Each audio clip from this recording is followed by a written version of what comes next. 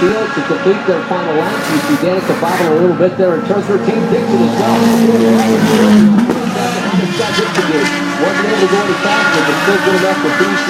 And Sebastian Bourdais, race fans, as it stands right now, has bumped his way into the top 6 and will move on to second.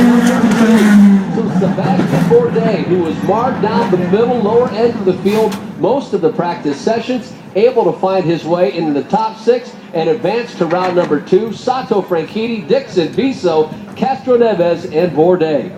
Well, on the previous lap, Bourdais was able to move up into about 8 among the 13 drivers, and then on that very last lap, able to beat Vitor Mira by a 6/100ths of a second for that final transfer spot into the second round of Izod IndyCar Series qualifying. Watch right here as Dixon makes his turn. Watch this steering wheel. We were talking about this as he just lost control of it. As you accelerate, you see the back end of those cars step out as you accelerate out of turn 13. What's that like to get on the gas, that tight hairpin, and then have the back end step out as you're trying to straighten the wheel and straighten the car out? Yeah, it definitely is a little difficult through there. It's almost like Long Beach, the last hairpin there. You know, you got the same thing happening. But it looked like Dixon was kind of judging his braking, but Danica there, and Danica kind of blew the braking zone, so he kind of did the exact same thing.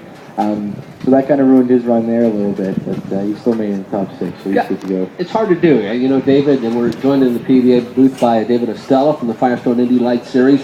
You find yourself doing that as you drive down the highway if you're in maybe a work zone, or you're working through the barricades and that, and you see somebody drift and almost hit the barricade in front of you because they're not paying attention. You tend to want to follow them and drift out as well. You're like, what am I doing? I can obviously see they're not in control at that point. But for a race car driver, when you're